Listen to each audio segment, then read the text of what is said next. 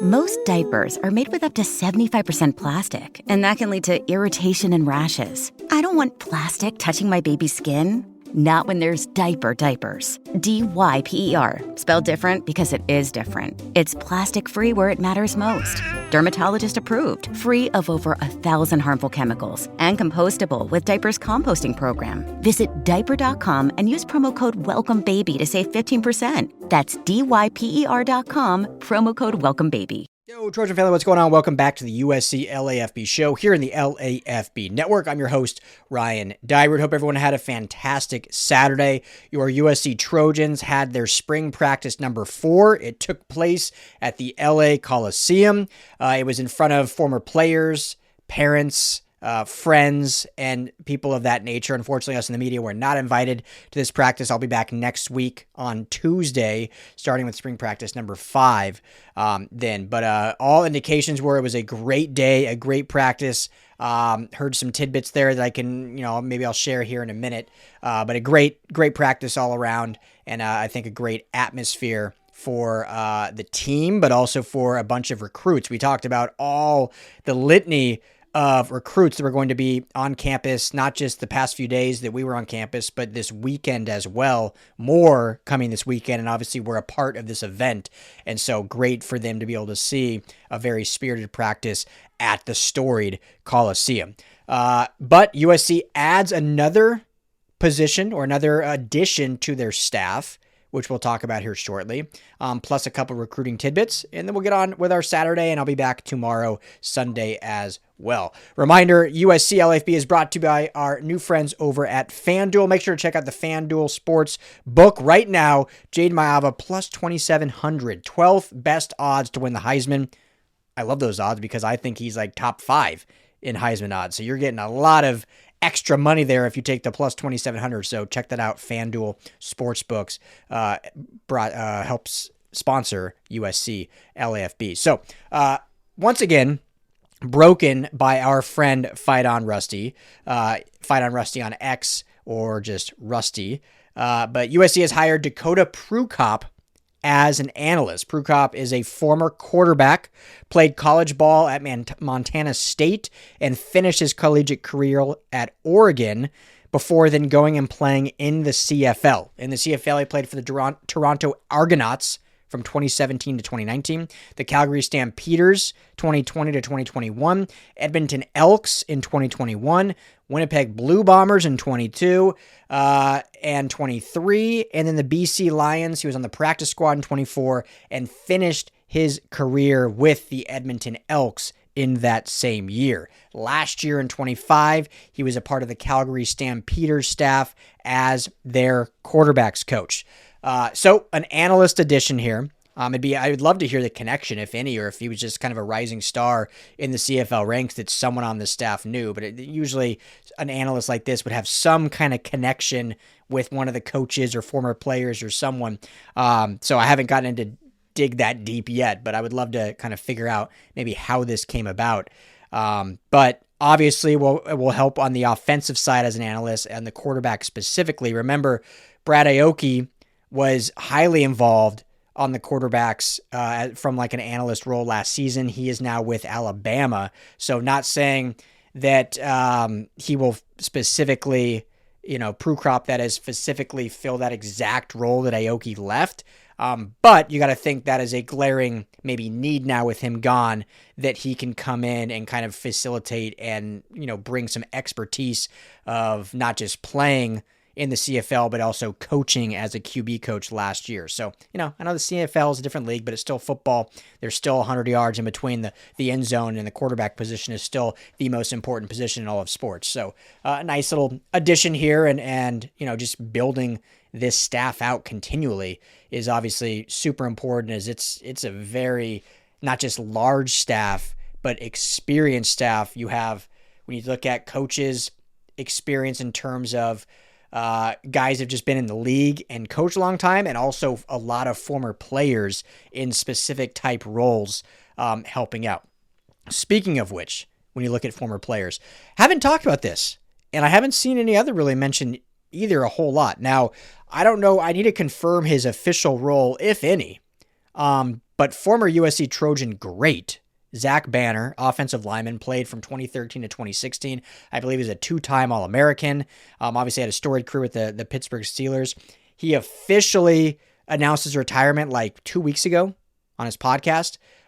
He's kind of been out of the league, I believe, since 21 when he suffered an ACL injury and kind of has been trying to get a comeback there and hasn't been able to make it happen. But his career, I mean, when he played, he was one of the best in football on a dominant Pittsburgh Steelers offensive line.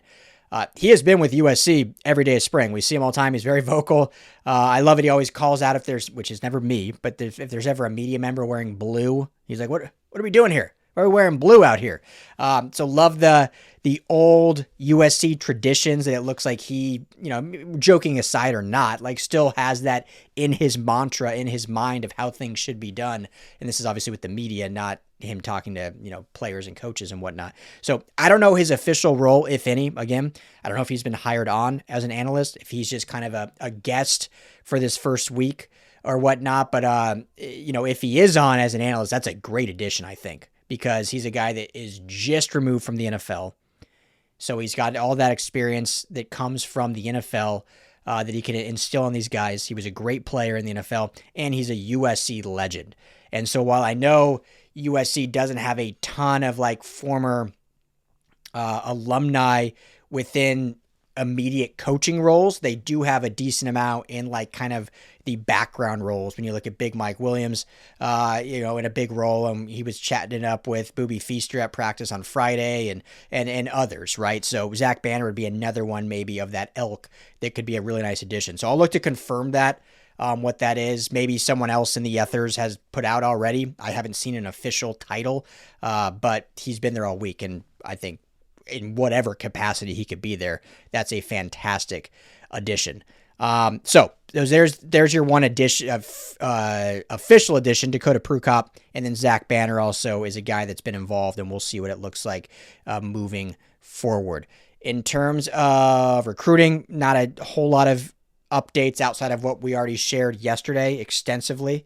But Danny Lang, like we said, back on practice again today. That thing is really looking good for USC. A lot of the national experts with 24/7 and Rivals, there was a couple that put in like, I don't know if they put official predictions, but basically were like, oh, this is trending Oregon now, like a week ago. Some of those guys are now like, this is back in USC's favor. So I don't know. And I think actually Blair Angulo, I believe at 24/7 may have put in a crystal ball for USC now. Again, he's not, as of last week, he wasn't planning on announcing until July 2nd, which is a long way away. I said, and many others have said too, that feels like that's going to be brought up way sooner. Is that going to be tomorrow? That I don't know, because obviously that means, hey, no more visits outside of just being at USC. But certainly USC has, I think, brought themselves back to the pole position. With him just being on campus 3 times this week, I think that speaks volumes. And, while Oregon, I think, will still be in it until he officially commits, USC is definitely in a good spot about, showing the value of him staying home, even though there are some perhaps in his family and circle trying to say, hey, go out and experience somewhere outside of just where you grew up and home. But there is something large about, playing at USC where he grew up and whatnot. So things looking good for Danny Lang. Drew Fielder, offensive lineman, talked about him on Friday. He's an Oregon commit. He's been on campus this weekend. His visit went really well. This is definitely one to watch for as a potential flip.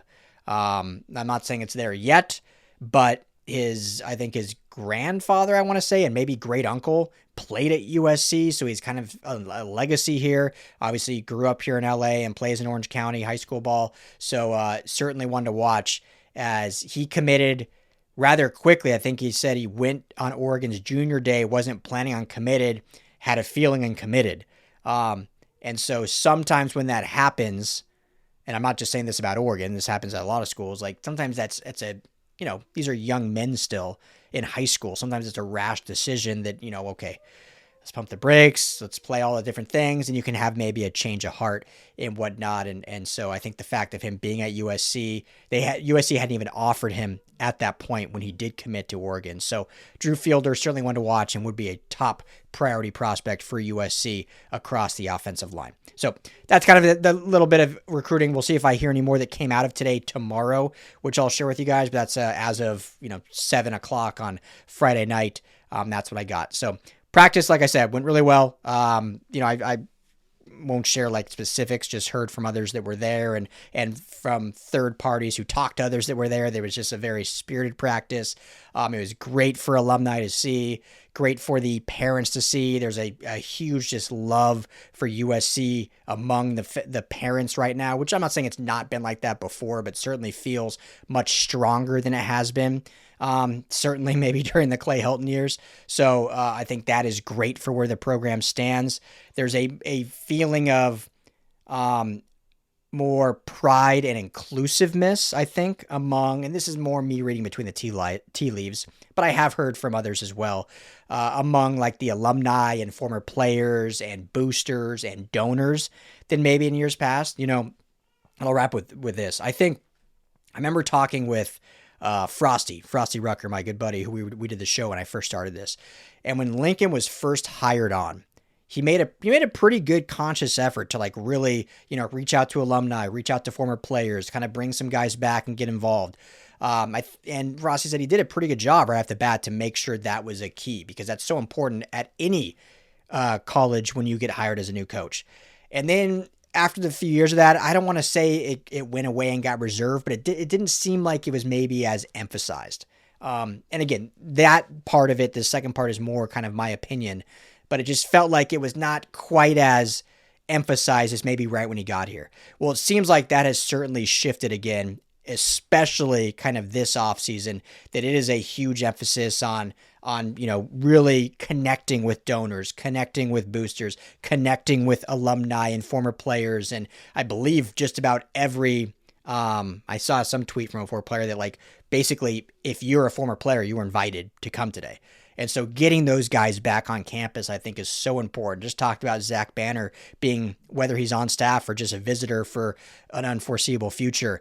I think that's great and great to see. And great to see this coaching staff and Lincoln Riley and Chad Bowden and Jen Cohen making sure that is a huge point of emphasis for this football program moving forward, because that can only do good things, right? That can only do good things is when you include the alumni and former players and parents and emphasize recruiting California. Like it's only going to do good things for USC. We've seen that now for a calendar year of 365 days. We saw an improvement on the field last season, and now we can see that really elevate to where this program needs to be moving forward. So great things coming out of the Call-In on Saturday. Anything else I hear, I will certainly let you know, but we'll wrap it up with that. So everyone enjoy the rest of your Friday night. Thanks for this late listen whenever you're listening, or if you're listening early Sunday morning, or I guess, Sunday, not Friday night, Saturday night. Going to be Sunday next. Yesterday was Friday. I'm all turned around. I've been at a kid's birthday party all day. So appreciate your family. Hit that like and subscribe button. Let's keep this thing rolling. As always, fight on.